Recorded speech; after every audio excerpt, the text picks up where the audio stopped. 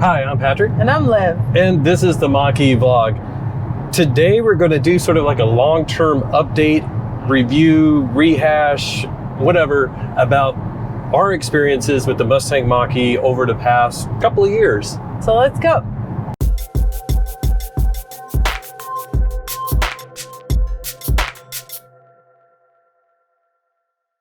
Okay, we're headed up to LA again, or the LA area.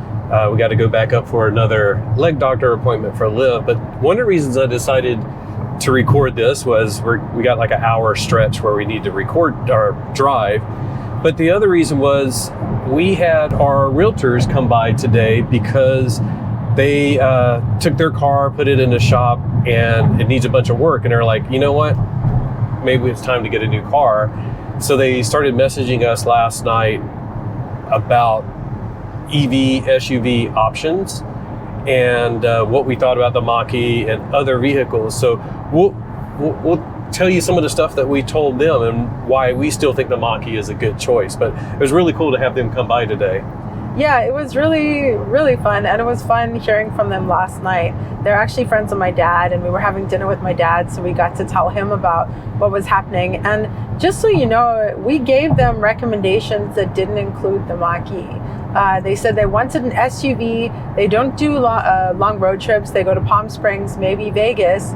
But what was important to them was a comfortable SUV. So we told them all about the various SUVs on the market, and they just wanted to come over and see our Mach-E and get in it and hear our opinion. But we told them about everything else. Yeah, we mentioned a lot of the ones that they had looked at. But they were like, did they miss any? But we mentioned, the Volvo, the XC40, the C40, the ID4. The ID4. We mentioned Tesla Model Y, obviously. And the Kia Niro EV, especially, so let's say in their case, they want something SUV, comfortable. They're not too worried about power. They wanted something under 50,000. So I think that just about knocked out the Volvo XC40 Recharge, I think it was like 53. So they were saying probably no on that one. Yeah. So they had a lot of good options. Yeah. Yeah, but maybe you guys, if you're on social media or whatever, maybe you've seen comments or heard about how there are more Mach-E's available now on the lots and stuff. So suddenly we have a situation in which someone needs a vehicle urgently, so their brakes are out, and it's either spend $12,000 because there's a whole other bunch of stuff. Brakes and other stuff, yeah. Brakes and other stuff.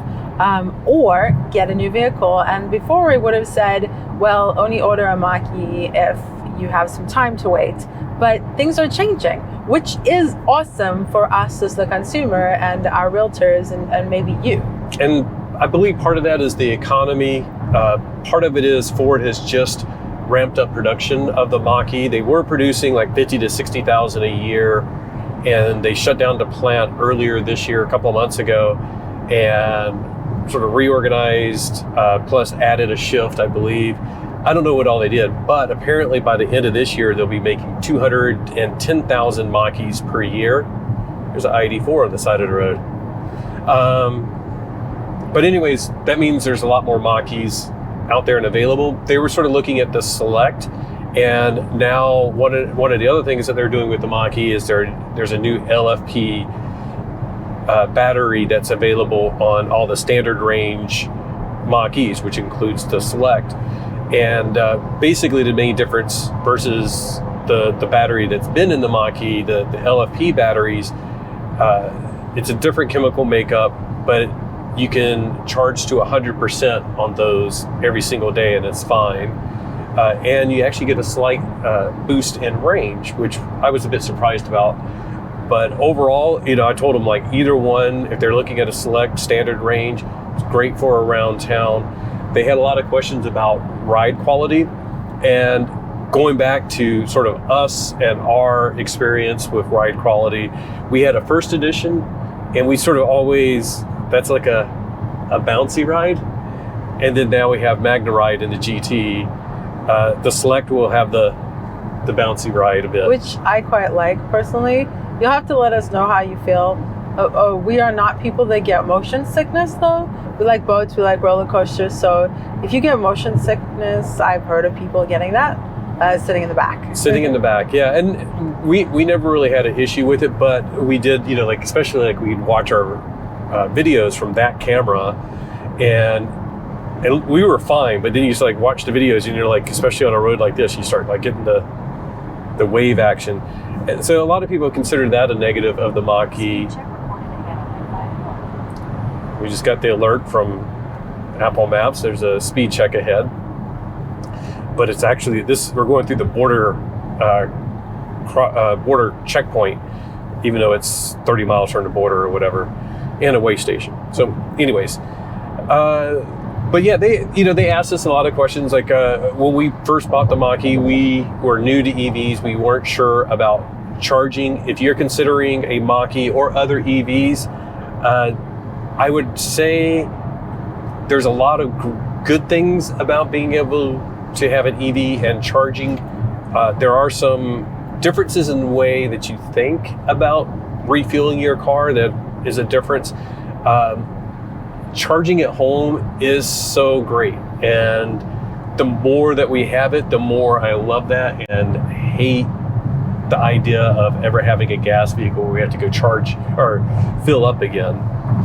Yeah, and to be fair, we know that charging at home or having the place to have a level 2 charger is a great luxury, and not everyone has that. So hopefully you have access to a level 1, which is still doable for us, at least working remotely. Another great luxury. We don't have to charge that often, but even having a level 1 and charging overnight, depending on how much you drive, can be a solution to charging. So that's something that we got to talk to our realtors about too, was charging and public charging. And in their case, they're definitely going to get a level 2, but they didn't know everything about public charging. And it is important to educate yourself and learn about that, because for example, the Vons down the road from their house, they know that there's a charger there, but we know that it's very, very slow.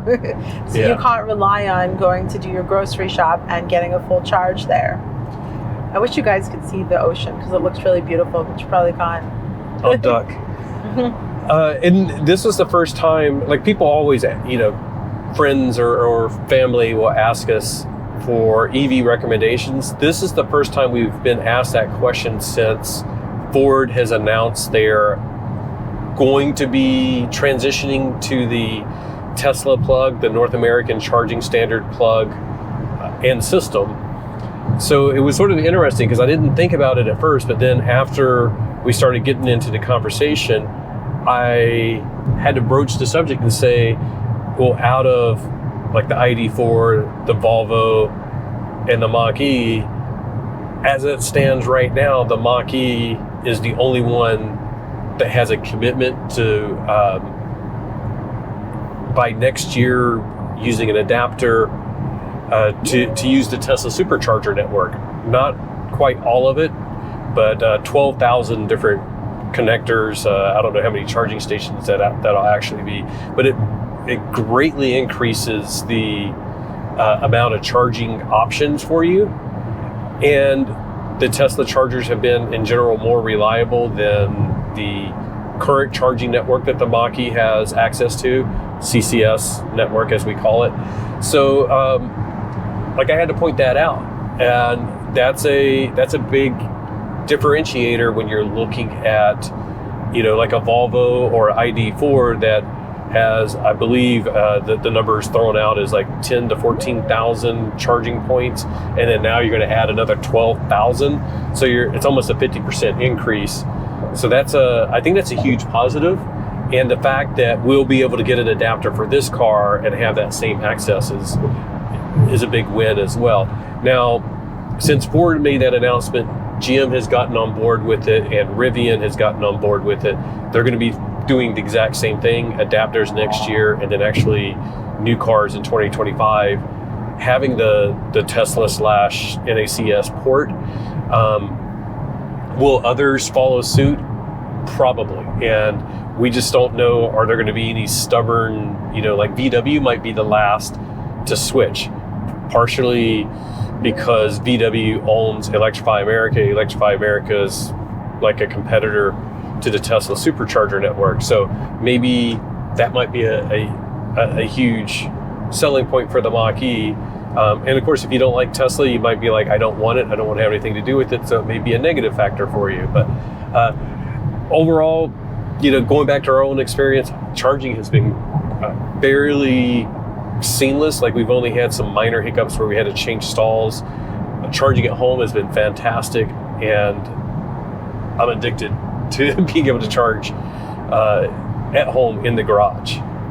Yeah, and just to jump back to the NACS thing, by the way, one, we don't know how it's going to be implemented in the Mach-E, so we hope that the charging is as seamless with Tesla, but we don't know if that's the case. But it's still something that's important to note with Mach-E. Ford was the first to jump on this properly, like all the way in. Jim Farley was the first to take this and run with it. So GM has joined the agreement for NACS, but so in this case, when we're recommending to our realtors, the vehicle that we could recommend to them is the Bolt, but GM is discontinuing the Bolt, so we don't know if they will allow any sort of access to NACS with that. Then the next recommendation could be the Equinox, but we don't know when that's coming out. And they need a car now. They need it right now. So really, out of everything at this unique point in time, the Mach-E is really awesome. Of course, you have to consider the ID4 does come with Electrify America free charging. The Volvo XC40 Recharge comes with 250 kilowatt hours. And those were the main options that we gave them. So like, everything that's happening, everything that's going on, it's just getting better and better for us. We're having more and more options, but the Mach-E is still holding its own. Yeah, I'm still really happy with it. We're on our way to LA. You see me, I'm like doing hands-free Blue Cruise. Since we started recording, of course, I have to put my hands on it for lane changes and do the lane changes manually.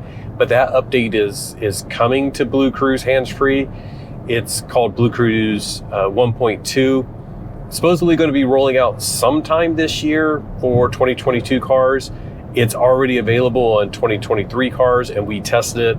We'll put a link or whatever to the video where we did that. But up in the eye. Up over me, yeah. Mm-hmm. So it's been fantastic. I was one that never really used cruise control, but then once we got it in the Mach-E, it was hands-on. I started using it more and more, really liking it. Then they rolled out the hands-free upgrade, like it even more, and then hands-free with the like lane changes, as well as like some other neat little features that are considered minor, but I think they make a huge enhancement to it. It's just gotten better and better. And just the fact that like on roads like this, I feel like it's gotten smoother and smoother over time. It's gotten better and better. Liv, I used to like turn it on and see if she could tell if I had it on. And now we're not even. Oh yeah. I don't even bring it up most of the time. No. Okay. So we are going to get to it shortly, but there is an area on the drive to LA where the lanes disappear. If this was like a month or two ago, maybe 2 months ago, I would have been watching Patrick right then, because he just casually puts his hands back on the wheel, because Blue Cruise has no idea where the lanes are, because we don't even know where the lanes are. You're just following the driver ahead of you. But now it's, we're used to it. Yeah, I don't keep my hands away and occupied for long. They're usually like ready to go. And a lot of times I'll just rest my hand on the steering wheel anyways. And you do know the areas in which Blue Cruise is potentially going to drop. Like you have an off-ramp or an on-ramp, or obviously disruption in the lane markings. So but this is perfect. Are you even driving right now? Yeah, it's not bad at all. And I'm increasing my speed a little bit because traffic's speeding up and don't want to have people on my rear bumper. But put my hand back on, even though I'm in Blue Cruise, because I see some like police activity or something over there, border patrol activity. Just using common sense, being ready in case something happens and the system, can't handle like somebody running across the road or something like that. But yeah, it's like I think it's gotten better and better. And Liv mentioned the on and off ramps, it used to, like, without fail, would not handle those well. It would sort of like dive over to those.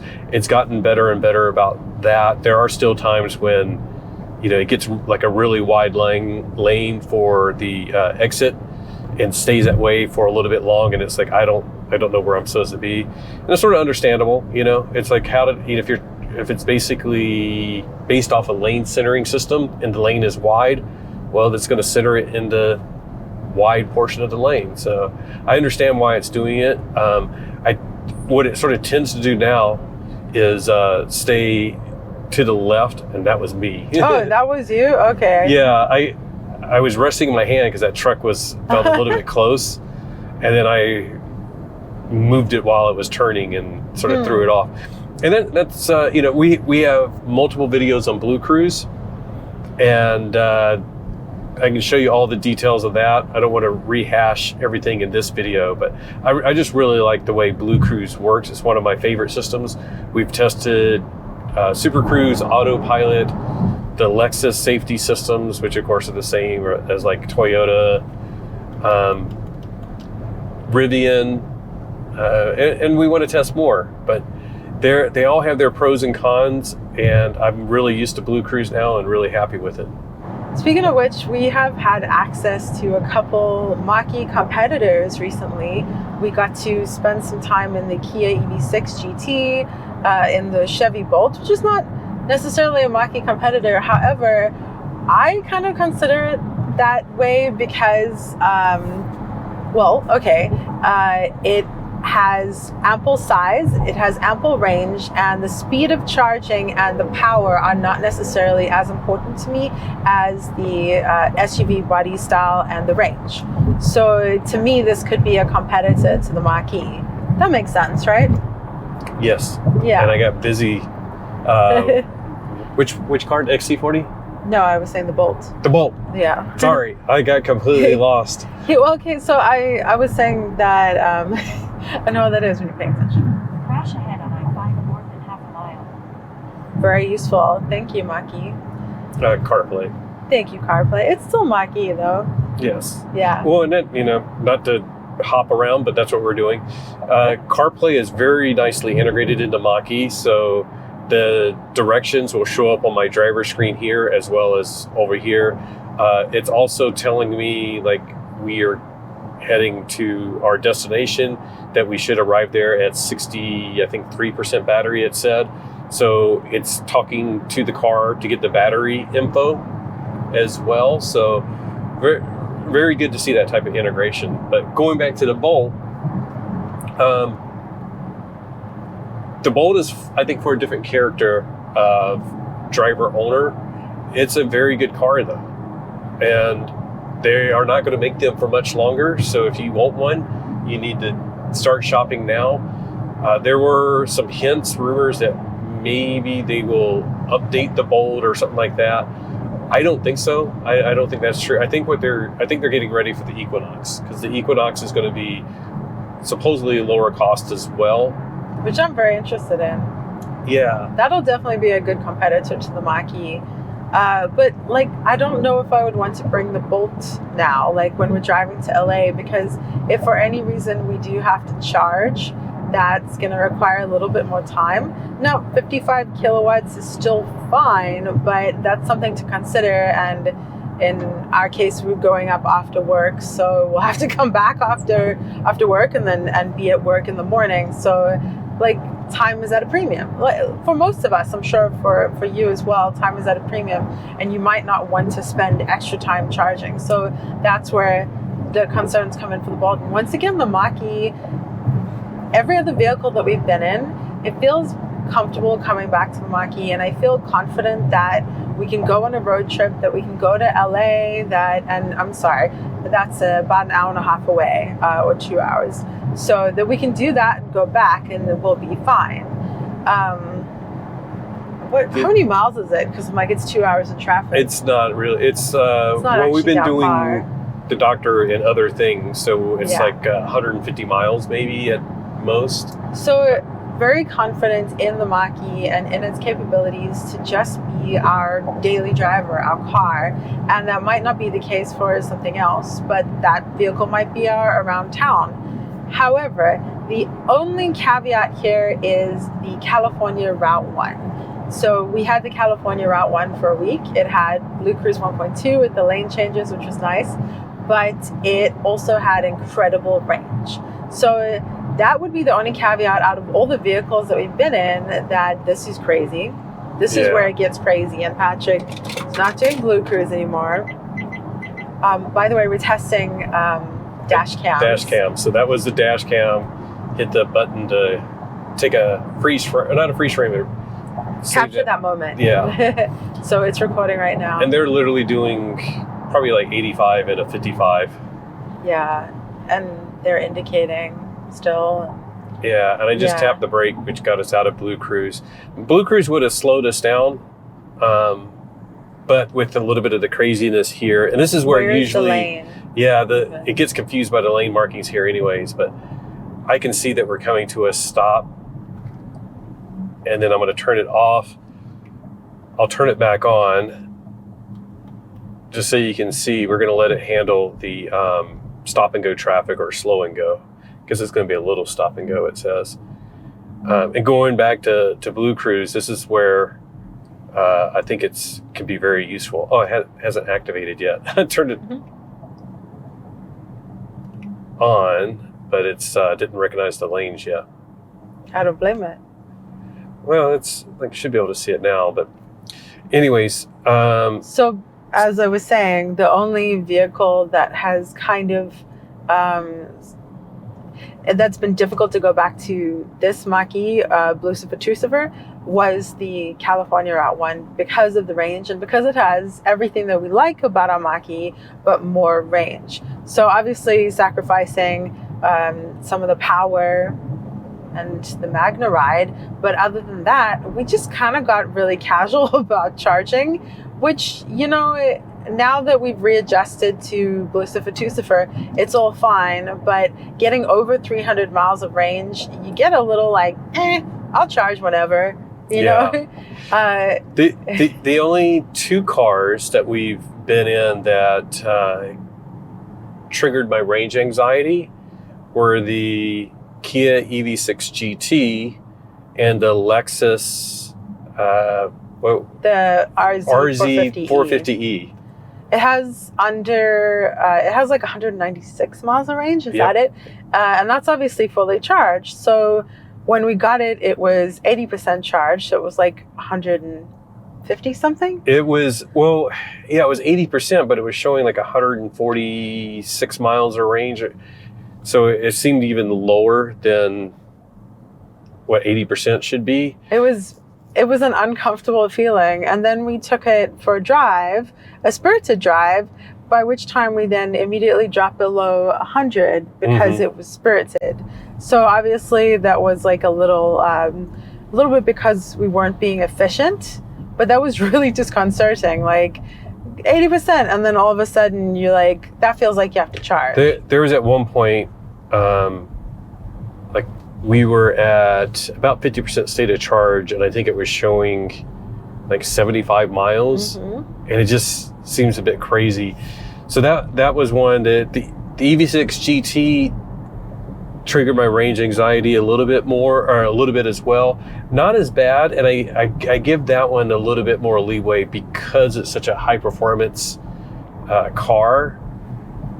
I get it, but it was weird. Like the Lexus felt like you would compare it to like a premium Mach-E or like the California Route 1 that's, you know, over 100 miles of difference range. The EV6 GT is more comparable to like the Mach-E GT Performance Edition, which gets 260 miles. So it was still significant, but you're also like, that car drives really fantastic. And if that's all was my number one consideration, I could see, you know, reasons why to pick the EV6 GT, but we want that range. And obviously the EV6 GT charges on an 800 volt architecture. So much better than the Lexus. So there are all these things that you have to weigh up. Thank you, by the way, to everyone who shares their knowledge and their insights in our comments. We've had lots of people, like on the EV6 GT video, someone shared their insights and their input. And we really appreciate that, because we may not have that if we're not living with the car for months and months, and it's helpful to other people too. So thanks, and keep doing that. It's definitely helpful to us, because we try to learn things about cars before we get in them, but we still miss things. And it's sort of like with the Mach-E, there's things that, it just freaked out for the lanes for whatever reason. But there were things along the way that I've learned about the Mach-E that I'm like, oh wow, that's really cool. Or things that I forgot about. One, I think, underrated feature of the Mach-E that I don't use often, but when I do have to use it, it's like really cool. And that's the blue oval charging network. And a lot of people consider that a gimmick, because it really isn't Ford's charging network. It is Ford's agreements with charging networks. In other words, ChargePoint, EVgo, Electrify America, EV Connect, and some others, they're all like connected by the Ford Pass app and the billing system. And it sounds like, who cares? You know, it's not like that big of a deal. But where I think it really pays off, and what I really like about it, is that we are able to pull up to a charging station. Like we went to an EV Connect one, for example. I didn't have the app on my phone, never created an account with them before, but I'm like, I want to charge here. And I was able to literally just go in the app, the Ford Pass app, and say initiate charge, and it charged just like I had the app, the EV Connect app. So in other words, the biggest thing is like I don't have to have 6 or 7 apps, and I don't have to worry about like some of these stations that I may only encounter like once a year. It's all available in the Ford Pass app. So very cool. And that all ties into the Ford Pass app, as well as the sync navigation with the EV charging has been great. It just, we use it on our road trips. It tells us where to stop, how long to stop. And not all EVs have that. Surprisingly, like the Hyundai, Kia, Genesis, they don't have EV route planning. They may be adding that. So again, if you need to correct me. But that's a huge thing. Like to be able to just sit there and we're, you know, on our way to Vegas and just program it in the car, and it says, you know, stop in Barstow for 32 minutes, and then starts navigating me there. It's just been great. Like I like that, and I can program a route on my phone in the Ford Pass app, send it to the car, and then it's in my saved settings here in the car. So it just makes the transition really easy, and just makes navigation super simple. It is seamless. And this sort of goes back to what we were recommending to our realtor friends or to our realtors. Unfortunately, you can't just rely on that, right? So we are happy and lucky to have EV route planning in the Mach-E, but you don't just plug it in and then go, right? Like a lot of us, I think we check on PlugShare or on ChargeWay and or Electrify America and see how the charger is doing. So then having more options, like with a vehicle that's going to have access to the NACS network, the Tesla Supercharger network, that opens up a whole nother chunk of options, because we can't entirely rely on all this stuff yet. So there's a lot to consider. Yeah, you know, our recommendation is, you know, take it slow. You'll watch a lot of videos. You'll get used to not just ours. Yeah. You'll get used to the mentality of doing road trips. Whatever EV you pick, we are pretty like we're fans of a lot of EVs, and just because we don't like an EV doesn't mean it's not going to be your top choice. But it's just a little bit of a different mindset. And I've, you know, had people that I've recommended an EV to, and they were like, I don't know how I'm going to deal with this road trip thing, but they went ahead and did it. And then they come back to me and I go, you know what, it's actually not that big of a deal. And one of the examples I talk about is like, if we're going from our, you know, San Diego to Vegas, it's about 300 miles. I could do that in one shot, but I don't want to. More than likely, I'm going to leave 9 o'clock in the morning or whatever. I'm going to stop for lunch, and then I want to go to Vegas. And if we do that in a gas car, I'm going to stop and get gas, or actually I probably wouldn't have to, but I'd still need to stop and get lunch. But in this car, it's just like, well, we're going to stop at that charging station and get lunch there. While we're eating lunch, the car is charging. And then what's happened to us multiple times, we get back to the car and it's more than ready to go on to our destination, because we took longer to eat than the car took longer to eat electrons. Yeah. And I mean, to be totally honest, I gotta pee. And like the drive from here to Vegas, I definitely will have to pee at least once. So yeah. And those are your shorter stops just to go to a bathroom break, but it's still, in the end, it's like it's not as big of a difference. And like I was telling our realtor friends, if you're driving around town 50 weeks out of the year, charging at home is going to save you so much time and heartache. Like you don't have to remember to get gas on the way home, or forgot that you got to get gas on the way home, and then or worry about getting to the cheap station. And you just charge at home. Convenient to do the expensive one. And then that 2 weeks out of the year, when you are like, okay, we are going to go to Vegas, or we are going to go to Yosemite or something like that. Like, yeah, it might take you an extra 15, 20 minutes on those type of trips, but that's counter to you don't have to go get oil changes. You don't have to go to a gas station once a week. You don't have to pump gas when it's raining or when it's cold or whatever. So weighing pros and cons, I think there's a lot more pros to being able to charge at home in your garage. And again, hopefully you can do that. If you can't, hopefully you can find a routine where you can charge locally fairly easy. It's really funny. So we do this video on is the Mach-E still worth it? And we end up recommending a whole bunch of other cars as well, because that's what it is. We want people to be able to make the transition to driving EVs safely and happily and easily, because it is a bit daunting. And there can't just be one car for everyone. So we're getting to this really exciting point where the market is starting to get some really interesting options. We're barely there yet. Really, more traffic. I'm letting the car slow us down. Ooh. I could see it coming to almost a standstill. That was nice. Really, you didn't break that at all? My foot has not touched the brake pedal. I did That's horrifying. Start lowering the set speed, just using the down arrow so that it wouldn't, because I could see that we needed to get it down lower. But it's set to 55 or 53, 55 now, and we're doing 25. So we are doing this video on is the Mach-E still worth it, and we've recommended a whole bunch of other EVs. We'd love to hear what EV is your favorite, or what is the most applicable one to you. For example, I put a reservation in for the Volvo EX30.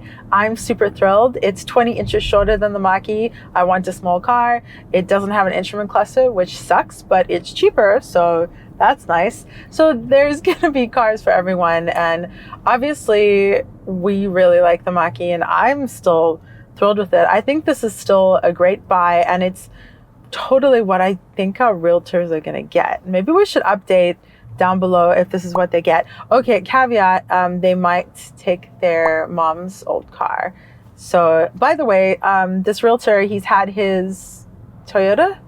Tiguan. Yeah. So he's had his Tiguan, that's right, for 10 years. So this is not like someone who's cycling through vehicles. This is someone who has their cars for a long time, and then his next car is going to be electric, and this is about time. So his next car might be a Mach-E. He's armed with all the right information, and he's going to make the decision that's best for him. I'm really excited to see what decision he makes.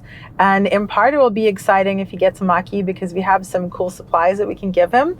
But it'll be exciting if they get something else, because then we get to see something else. We get to see something else, and it's just cool. I mean, EVs are so cool. Once you start driving EVs, it's a whole different world, and you probably know that. And he's, by the way, we sort of recommended the Select to him because he was trying to manage budget.